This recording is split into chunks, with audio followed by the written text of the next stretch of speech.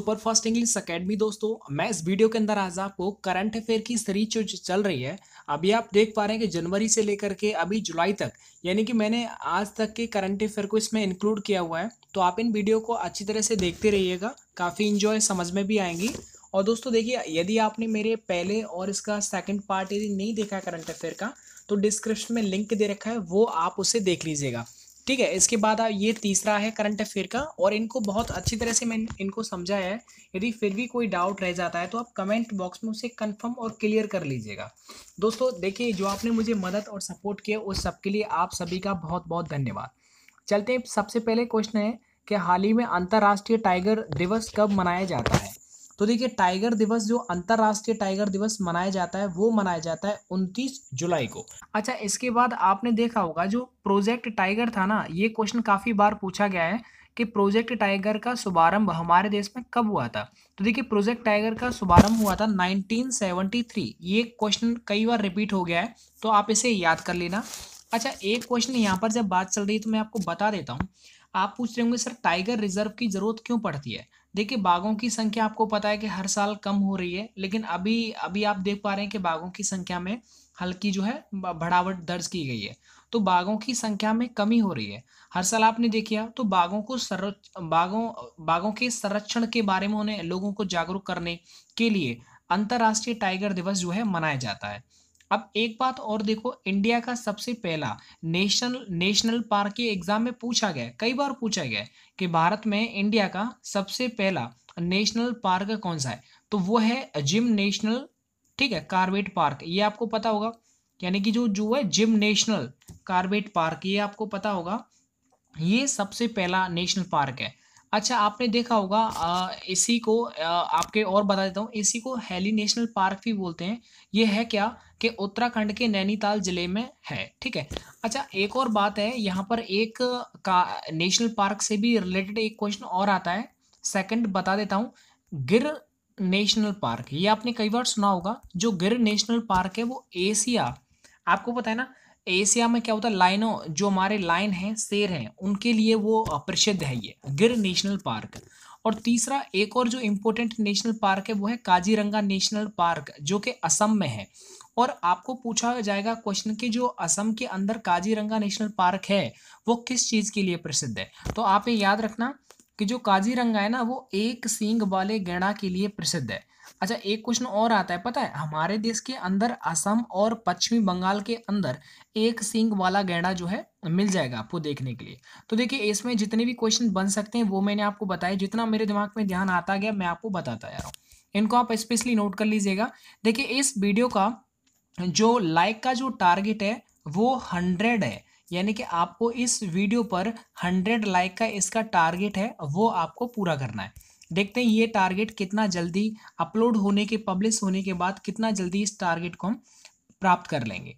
अब देखिए, दूसरा क्वेश्चन है कि हाल ही में किस राज्य ने गाय अभ्यारण्य के लिए एमओयू पर हस्ताक्षर किए हैं। तो देखिए, ऐसा कौन सा राज्य है, तो ये राजस्थान राज्य है जिसने गाय अभ्यारण्य यानी गायों के संरक्षण देने के लिए एमओयू पर हस्ताक्षर किए हैं। अब लेकिन सबसे बड़ी बात ये होगी कि सर, राजस्थान सरकार ने, पता है मैं आपको बता देता हूँ कि एमयू क्या होता है।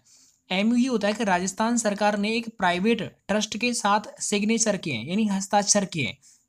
अब ये प्राइवेट जो ये ट्रस्ट है वो होता क्या है, देखिए मैं आपको बता दूं। सबसे पहले तो मैं एमओयू बता देता हूँ जो ये पूछा गया है। देखिए, एमओयू का जो फुल फॉर्म होता है वो होता है मेमोरेंडम ऑफ अंडरस्टैंडिंग, यानी कि इसका मतलब होता है किसी संस्था के साथ या किसी देश के साथ, ठीक है, जब जो बातें होती हैं वो इनिशियल स्टेज में होती हैं तो उन्हें बोलते हैं एमओयू। ठीक है। जैसे मान लीजिएगा, यदि हमें जैसे मान लो अगर हमने शादी करनी है, ठीक है, तो शादी अभी हुई नहीं है, लेकिन अभी क्या बातचीत हो रही है, लड़का लड़की के बीच में क्या हो रही है, बातचीत हो रही है, तो उसे बोलते हैं, ऐसे करके आप याद रख सकते हैं कि एमओयू। अच्छा, एक और होता है एम ओ ए, ये दो वर्ड हैं, बहुत जरूरी होते हैं, एम ओ ए और एक होता है एम ओ यू। तो एम ओ ए क्या होता है, मेमोरेंडम ऑफ एसोसिएशन, इसका मतलब होता है जब बात पक्की हो जाती है, यानी कि एक, जैसे मान लीजिएगा राजस्थान सरकार का अभी प्राइवेट ट्रस्ट के साथ सिग्नेचर हुआ है तो वो एम ओ यू हुआ है, ठीक है, गायों के संरक्षण देने के लिए। लेकिन जब ये बात एकदम फाइनल हो जाएगी, पक्की हो जाएगी कि हाँ हम आपकी मदद करेंगे और गायों को संरक्षण देने के लिए जमीन उसके लिए हम काम करेंगे, तो ये क्या हो जाएगा, एम MOA हो जाएगा, यानी मेमोरेंडम ऑफ एसोसिएशन। एकदम बात जब पक्की हो जाती है तो उस दौरान जो सिग्नेचर वगैरह होते हैं जो उसे बोलते हैं MOA। आंसर को लिंक करते हुए जाएंगे और लिंक करने की जब आपको आदत पड़ जाएगी तो आपको पता है जो जीके है ना, जो भी करंट अफेयर है फिर जीके, वो बहुत छोटी लगने लगेगी और उसमें आपको मजा आने लगेगा। यानी आप जब एक तरह से चेन बनाते जाइएगा। अब देखो जैसे मुझे राजस्थान में, अब राजस्थान की कुछ बातें याद आ रही हैं जो मैं शेयर कर रहा हूँ, बाकी ये इस क्वेश्चन में नहीं है। राजस्थान का आपको पता है कैपिटल जयपुर है। राजस्थान के सीएम है वो वसुंधरा राजे हैं जो कि बीजेपी के हैं।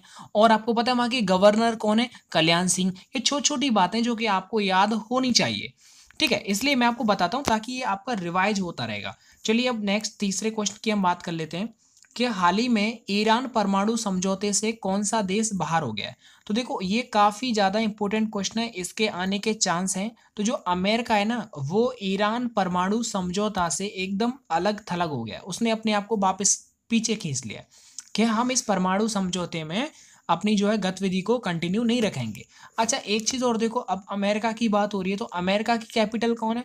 वॉशिंगटन डीसी, ये आपको पता होगा। इसके प्रेसिडेंट कौन है? Donald Trump. और आपको पता है कि अमेरिका के अंदर कितने राज्य हैं? 50, यानी 50 राज्य हैं। तो ये आपको हल्का हल्का याद होना चाहिए। अच्छा इसके बाद देखो नेक्स्ट क्वेश्चन है कि विश्व प्रेस स्वतंत्रता दिवस कब मनाया जाता है। तो ये काफी अच्छे अच्छे इंपॉर्टेंट मैंने हर महीने का ले रखा है इसमें, ठीक है। तो इन चीजों को आप हमेशा याद रखो, एग्जाम आपके आने वाले हैं, देखो रेलवे आने वाला है, एयरफोर्स नेवी आने वाला है, तो उस सबको देखते हुए मैं ये काम कर रहा हूँ। तो आप देख पा रहे हैं कि मॉर्निंग में आपको करंट अफेयर का मिलता है और एक जीके का अलग से मिलता है और आपको इंग्लिश की वीडियो मिलती है, यानी 3 वीडियो आपको डेली मिलती है। तो इस चैनल को सब्सक्राइब कर लीजिए, आपने कर भी रखा है, नए हैं आप तो कर लीजिएगा, फायदा ही मिलेगा।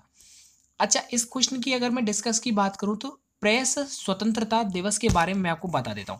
देखिए आप जितने भी ये डे मनाए जाते हैं ना, इनको आप याद रखा करें और इनकी जो थीम है, अक्सर एग्जाम में थीम बहुत ज्यादा पूछी जाती है, ठीक है। तो थीम भी आपको याद होना चाहिए कि जो 3 मई ये विश्व स्वतंत्रता दिवस 2018 में इसकी थीम क्या थी। तो देखो थीम जो है उसे आप लिख सकते हैं, यानी कीपिंग पावर इन चेक, लिख लीजिएगा, keeping power in check, media justice and the rule of the law. तो ये इसकी थीम थी, एक बार दोबारा बोल देता हूं, keeping power in check, media justice and the rule of law. तो ये इसकी थीम थी 2018 की, जो कि प्रेस स्वतंत्रता दिवस मनाया गया था 3 मई को। तो ये आपको याद होना चाहिए। अच्छा एक और याद कर लो, यानी कि ये ना प्रेस स्वतंत्रता दिवस मनाया गया है, ये कौन से नंबर का है? ये है 25वें नंबर का मनाया गया है 2018 के अंदर। आप पूछेंगे सर ये क्यों मनाया जाता है? ये मनाया इसलिए जाता है कि प्रेस की स्वतंत्रता का मूल्यांकन करने के लिए इसे जो है आयोजित किया जाता है, ठीक है ना। अभी आपने देखा होगा यूनेस्को ने इसे मनाया है, ठीक है, तो यूनेस्को इसे मनाती है। अच्छा यहाँ पर यूनेस्को की बात हो रही है तो मैं आपको बता देता हूँ इसकी डिटेल। देखो यूनेस्को में क्या होता है, यूनेस्को में पता है इसकी फुल फॉर्म बहुत ज्यादा इंपॉर्टेंट है, एग्जाम में अक्सर पूछ ली जाती है, तो फुल फॉर्म भी आप नोट कर सकते हैं। यू फॉर होता है United United Nation Education Scientific and Cultural Organisation. UNESCO के जो डीजी हैं, डायरेक्टर जनरल है, वो कौन है अभी प्रेजेंट के? तो वो है फ्रांस के आर्डले अजोले। ये आप याद कर लीजिएगा, जो डीजी हैं यूनेस्को के। पूछा जा सकता है, ये काफी करंट का क्वेश्चन है कि जो यूनेस्को की फुल फॉर्म भी आपको याद होना चाहिए, उसके डीजी कौन है, यानी डायरेक्टर जनरल कौन है, वो फ्रांस के हैं, ठीक है, ऑड्रे ओजोले। तो ये आपको याद होना चाहिए। अच्छा एक क्वेश्चन और बनता है, यानी कि इसका जो हेडक्वार्टर है ना वो कहाँ पर है? तो फ्रांस की राजधानी पेरिस में इस यूनेस्को का क्या है, इसका जो हेडक्वार्टर है। तो ये सारी जानकारी हमें इस छोटे से क्वेश्चन से हमको प्राप्त हो जाती है। अच्छा एक चीज आगे देखिएगा, हाल ही में भारतीय नौसेना अकादमी के कमांडर के रूप में किसे नियुक्त किया गया है? तो ये तो हमारा ही अपना क्वेश्चन है, काफी अच्छा है। तो देखो याद रखो, नौसेना अकादमी एक अकेडमी है, उसके कमांडर के रूप में नियुक्त किया गया आरवी पंडित जी हैं। ये तो शर्मा जी हैं। इनकी एयरफोर्स और आर्मी के अध्यक्ष कौन कौन है? देखिए आपको पता है नेवी के सुनील लांबा हैं प्रेजेंट में, आर्मी में आपको पता होगा बिपिन रावत हैं, और एयरफोर्स के अंदर BS धनोआ जो कि अभी अभी अध्यक्ष हैं। और ये जो नेवी हो, एयरफोर्स हो या फिर आर्मी हो, इन तीनों सेनाओं के सर्वोच्च कमांडर कौन होते हैं? जो है वो राष्ट्रपति होते हैं। ये सारी जानकारी आपको इतनी यहाँ इस वाले क्वेश्चन से आपको मिल जाती है। हाँ दोस्तों, आप सभी से एक निवेदन और है, अगर ये वीडियो आपको अच्छी लगती है ना, आपको नॉलेज बहुत मिलती है, अगर आपको रियल में लगता है कि हाँ हमारा कुछ भला हो रहा है, तो आप प्लीज़ इस वीडियो को एक लाइक दीजिए। अभी टारगेट रखा गया है 100 लाइक का। देखते हैं ये हमारा इतना बड़ा टारगेट कितना जल्दी हम प्राप्त कर लेंगे, और मुझे उम्मीद है कि आप इसे बहुत जल्दी यहाँ तक हम पहुँच जाएंगे। और इसके साथ ही साथ आप कमेंट करके ज़रूर बताना वीडियो आपको कैसी लगती है। अच्छा, एक क्वेश्चन है कि हाल ही में संचार मंत्रालय द्वारा कौन सा नया ऐप शुरू किया गया। देखो, ऐप से रिलेटेड भी काफ़ी सारे क्वेश्चंस जो हैं पूछे जाते हैं, तो ये आपको जितनी भी ऐप से संबंधित जानकारी है वो आपके माइंड में होनी ही चाहिए। संचार मंत्रालय के हमारे संचार मंत्री हैं मनोज सिन्हा, ठीक है। ये आपको कम से कम इतनी तो जानकारी होनी चाहिए, यानी जिस भी आप विभाग के बारे में पढ़ रहे हैं तो उसके बारे में, उनके मंत्रियों के बारे में भी आपको जो है जानकारी होनी चाहिए। अगर आप अपनी करंट अफेयर को, चाहे वो जीके हो या फिर जीएस हो, अगर इनको आप अच्छा करना चाहते हैं, इनका एक सबसे अच्छा तरीका होता है कि आप इनके बेस को समझ लीजिएगा। आप इनके बेस को समझिए, इसके बाद आप क्वेश्चन आंसर जो है लगाइए, प्रैक्टिस सेट लगाइए, फिर आपके दिमाग में कुछ हलचल होगा और आपको फील होगा कि हाँ मुझे याद होने लगा है। अब देखिए, हम बात करते हैं कि इसका इस ऐप जो इन्होंने लॉन्च किया है, इसका नाम क्या है, ये काफ़ी पूछा जा सकता है कि दर्पण जो है ऐप है।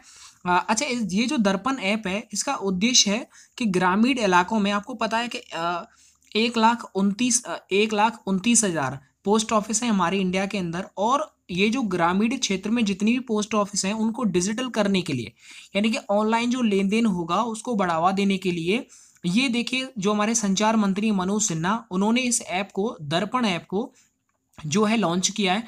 अच्छा, दर्पण ऐप को, ये बारे में आपको इसका फुल फॉर्म ज़रूर याद होना चाहिए। ये फुल फॉर्म आप लिख सकते हैं, digital advancement of rural for post office for a new India. ये पोस्ट ऑफिस की जो कार्य है बहुत काफ़ी पेंडिंग में डला होता है, तो उसको डिजिटल करने के लिए, जल्दी करने के लिए इस ऐप की मदद ली जा रही है। अच्छा, एक ऐप का मुझे और याद आ रहा है, वो आप ऐप ध्यान से पढ़ लीजिए, बता देता हूँ, लिख देता हूँ। देखो, वो होता है स्फूर्ति ऐप, SFOORTI, ठीक है। स्फूर्ति ऐप भी एक दिमाग में आ रहा है तो बता देता हूँ। देखो, स्फूर्ति ऐप के बारे में सबसे बड़ी एक अच्छी बात यह है कि स्फूर्ति ऐप, ये पूछा जाएगा स्फूर्ति ऐप किस जो है मंत्रालय से डिपेंड, आपको पता है किस डिपार्टमेंट से संबंध रखता है, तो रेलवे का ये ऐप है स्फूर्ति ऐप। अच्छा, स्फूर्ति ऐप का काम क्या होता है, ये स्पेशली सिर्फ मालगाड़ियों के लिए होता है, यानी मालगाड़ियों की प्रेजेंट की लोकेशन ट्रेस करने के लिए ये स्फूर्ति ऐप का सहारा लेते हैं। अच्छा, एक और ऐप है जो बहुत ज़रूरी है आपको बताना, वो है शक्ति ऐप, SHAKTI, शक्ति ऐप, इसके बारे में सुना होगा। अच्छा, शक्ति ऐप का मेन उद्देश्य है कि महिला सशक्तिकरण के लिए, ये जो शक्ति ऐप था वो हिमाचल प्रदेश के चीफ मिनिस्टर ने जो है इसे लॉन्च किया था, यानी महिलाओं को पावर बनाने के लिए, पावरफुल बनाने के लिए ये शक्ति ऐप उनके लिए दिया गया। तो इतनी सारी जानकारी हमको यहाँ से मिल जाती है। अच्छा, आगे देखिए, क्वेश्चन है हमारा कि विश्व धरोहर दिवस कब मनाया जाता है। ये मेरा सबसे अच्छा फेवरेट क्वेश्चन, और ये आ सकता है, उम्मीद है इसकी। तो विश्व धरोहर दिवस कब मनाया जाता है, 18 अप्रैल को ये मनाया जाता है, ठीक है। अब देखिए, 18 अप्रैल, इसके बारे में चलो जानकारी देता हूँ। आपको पता होगा जो भी हमारे विश्व के, हमारे भारत के अंदर जितनी भी धरोहर हैं, पहली बात तो ये पता होना चाहिए हमारे देश के अंदर यूनेस्को ने कितनी विश्व धरोहर के रूप में माना है, यानी कितनी ऐसी मॉन्यूमेंट्स हैं जिनको विश्व धरोहर का दर्जा दिया है, तो वो है 36। ये क्वेश्चन पूछा गया है इसलिए मुझे याद है। तो 36 यानी कि 36 ऐसी विरासत हैं जिनको यूनेस्को ने जो है अपने हेरिटेज फॉर जनरेशन के लिए माना है। तो आपको एक बात और याद होना चाहिए, यानी कि 7 अप्रैल को विश्व स्वास्थ्य दिवस, ये अप्रैल का महीना है ना, इसलिए मैं बता देता हूँ आपको, याद कर लेना। 7 अप्रैल को विश्व स्वास्थ्य दिवस मनाया जाता है। 7 फॉर होता है स्वास्थ्य, तो स्वास्थ्य मतलब 7, ऐसे याद हो जाएगा, ये अप्रैल का ही है। 18 को तो विश्व धरोहर दिवस हो जाएगा, 7 अप्रैल को हो जाएगा विश्व स्वास्थ्य दिवस। अच्छा, एक और जो सबसे ज़्यादा इंपॉर्टेंट होता है, यानी 22 अप्रैल। अच्छा, 22 अप्रैल को मनाया जाता है अर्थ डे, ये आपको याद होना ही चाहिए। देखिए, एक तरीका होता है, यानी जब भी आप अप्रैल की बात करें, फरवरी की बात करें, जनवरी के, यानी कोई भी महीना आ जाए, तुरंत उस महीने में जितने भी इंपॉर्टेंट डे हैं, उनको डेट हैं, उन सबको आपको रिवाइज कर लेना चाहिए। अगर आप इसको परमानेंट अपने माइंड में रखना चाहते हैं तो यही तरीका होता है, ठीक है। तो ये क्या होता है, कनेक्टिविटी होता है, एक दूसरे से ऐड कर करके हमको जो बाकी रिमेनिंग चीज़ें वो याद रहती हैं। भारत सरकार ने विदेशी छात्रों को आकर्षित करने के लिए कौन सा कार्यक्रम लॉन्च किया है? तो देखिए, विदेशी छात्रों को आकर्षित करने के लिए स्टडी इन इंडिया यानी भारत के अंदर आओ और पढ़ो, ये एक पॉलिसी है जो है, ये कार्यक्रम हमारे भारत सरकार ने लॉन्च किया है। देखिए, इसका उद्देश्य क्या है, थोड़ा ये पूरा बहुत बड़ा है लेकिन छोटा-छोटा बता देता हूँ। देखिए, सबसे पहले हमारे विदेश मंत्री कौन है? पता होगा, सुषमा स्वराज हैं। मानव संसाधन मंत्री कौन है? सत्यपाल सिंह। अब बात करते हैं, देखो ये संयुक्त रूप से मैं बताना चाहूँगा, ये क्या होता कि जो सुषमा स्वराज और सत्यपाल सिंह है, इन दोनों ने संयुक्त रूप से नई दिल्ली के अंदर ये जो योजना थी स्टडी इन इंडिया, इसे लॉन्च किया। इसका मेन उद्देश्य ये था, यानी साउथ एशिया, वेस्ट एशिया और अफ्रीका के 30 यानी कि 30 देशों के स्टूडेंट को इंडिया के अंदर जो है उनको पढ़ाया जाएगा। अच्छा, इसके अंदर क्या होता है कि इसके अंदर यानी कि 150 जो इंस्टीट्यूट हैं, इंस्टीट्यूट यानी जो अच्छे रैंकिंग आती है ना, 150 यानी 150 ऐसे इंस्टीट्यूट हैं जिनकी रैंकिंग बहुत अच्छी है, उन पढ़ाया जाएगा। अच्छा, मेक इन इंडिया आपको पता होगा, यहाँ पर आप ये एक बात याद रखना कि मेक इन इंडिया का मतलब होता है भारत के अंदर, यानी विदेशी कंपनियां आए हमारे भारत के अंदर और मैन्युफैक्चरिंग करें, यानी कि बनाएं। अच्छा, उससे होगा क्या, यानी विदेशी कंपनियां सिर्फ अपना पैसा ला सकती हैं लेकिन काम करने वाले जो मजदूर हैं वो तो इंडिया के ही रहेंगे ना। तो इससे क्या होगा कि इंडिया के अंदर जो बेरोजगारी है उसे कम किया जाएगा। तो मोदी सरकार की तरफ से मेक इन इंडिया जो प्रोग्राम लॉन्च किया है, उससे यही फायदा है कि हमारे देश के अंदर जो बेरोजगार हैं उनके लिए रोजगार की प्राप्ति होना। इसको आप याद रखना, मेक इन इंडिया जो लॉन्च किया गया था वो 25 सितंबर 2014 को लॉन्च किया था। ये सारी डेट आपको कंफर्म याद होना चाहिए। अच्छा, आगे क्वेश्चन है, 9वां क्वेश्चन है ये कि हाल ही में, ये क्वेश्चन है कि हाल ही में सरकार द्वारा की गई घोषणा के अनुसार किस एक्ट के तहत 12 साल तक के बच्चों को रेप पर फांसी की सजा तय की जाएगी? तो ये ऐसा कौन सा एक्ट है? देखो, वो है पॉक्सो। ये आप याद रखना, पॉक्सो एक्ट के तहत जिनकी 12 साल तक के बच्चे यदि वो रेप करते हैं तो उनको फांसी की सजा दे दी जाएगी। ये पॉक्सो एक्ट के अंदर आता है। अब आप पूछेंगे सर पॉक्सो एक्ट यानी कि आपने देखा उन्नाव रेप कांड देखा होगा, उसके अंदर भी वही हुआ था। इसके अंदर क्या हो, देखो पॉक्सो, इसका पहले तो फुल फॉर्म देख लीजिए, यानी protection of children from sexual offence, यानी कि सेक्सुअल ऑफेंस से बच्चों को बचाना, ये होता है पॉक्सो एक्ट। तो ये सारी जानकारी, इतना तो आपको याद होना चाहिए। अच्छा, एक क्वेश्चन और है कि हाल ही में भारत की सबसे विश्वसनीय बैंक कौन सी डिक्लेयर की गई है? यानी कि अभी आप देख सकते हैं कि एक जो है अभी सर्वे के मुताबिक एसबीआई जो भारत के स्टेट बैंक ऑफ इंडिया है, इसका मुख्यालय याद होना चाहिए मुंबई के अंदर है, और आरबीआई का मुख्यालय भी कहाँ पर है? मुंबई के अंदर है। आरबीआई की स्थापना आपको याद होना चाहिए 1 अप्रैल 1935 में इसकी स्थापना हुई थी। अच्छा, एसबीआई के बारे में आपको बता देता हूँ। देखो, एसबीआई ये जो बैंक ये डिक्लेयर की गई है, इसके अंदर क्या, यानी निजी यानी कि प्राइवेट और गवर्नमेंट दोनों क्षेत्रों में सबसे अच्छा बेस्ट काम कर रही है। ये जो बैंक है वो प्राइवेट और सरकारी दोनों क्षेत्रों में सबसे बेस्ट काम कर रही है। लेकिन अगर मैं बात करूं ओनली प्राइवेट क्षेत्र में सबसे अच्छी बैंक ऐसी कौन सी जो प्राइवेट बैंक है और प्राइवेट क्षेत्र में बहुत अच्छा काम कर रही है, तो वो है आईसीआईसीआई। ठीक है, आईसीआईसीआई जो बैंक है ये प्राइवेट क्षेत्र में सबसे अच्छा काम कर रही है और प्राइवेट और गवर्नमेंट दोनों में कर रही है, तो वो एसबीआई है। अच्छा, आईसीआई का एक क्वेश्चन और मुझे याद आ रहा है, यानी आईसीआई बैंक ने, अभी मुझे कंफर्म नहीं है, कुछ करोड़ रुपए का इसके ऊपर आईसीआई बैंक पर जो है काफ़ी ज़्यादा बोझ आ गया है। मुझे कंफर्म नहीं कितने करोड़ है, लेकिन वो 100 करोड़ से नीचे ही है। तो 100 करोड़ से नीचे कुछ पैसे हैं इसके ऊपर, काफ़ी कर्जा हो गया है, तो वो इसने अभी पहली बार डिक्लेयर किया है कि हाँ, हमारी बैंक के ऊपर कुछ कर्ज हो चुका है। तो आप कंफर्म करके मुझे बता सकते हैं कितने करोड़ रुपए का जो है वो कर्ज हुआ है इसके ऊपर। चलिए दोस्तों, ये सारी जानकारी आपको कैसी लगी कमेंट करके ज़रूर बताना। ये अगर जानकारी आपको अच्छी लगी है तो प्लीज़ इस वीडियो को आप एक लाइक दीजिएगा और अपने दोस्तों में शेयर करिएगा। हाँ, मुझे सपोर्ट करने के लिए और इतना प्यार करने के लिए आप सभी का बहुत बहुत शुक्रिया। आप मेरी और भी 2 वीडियो मैं आपको दे चुका हूँ करंट अफेयर की, वो भी आप देख लीजिएगा। इंग्लिश की वीडियो आपको बैक टू बैक मिलती हैं। अगर फिर भी कोई कमी दिख रही है तो आप मुझे बता सकते हैं। धन्यवाद।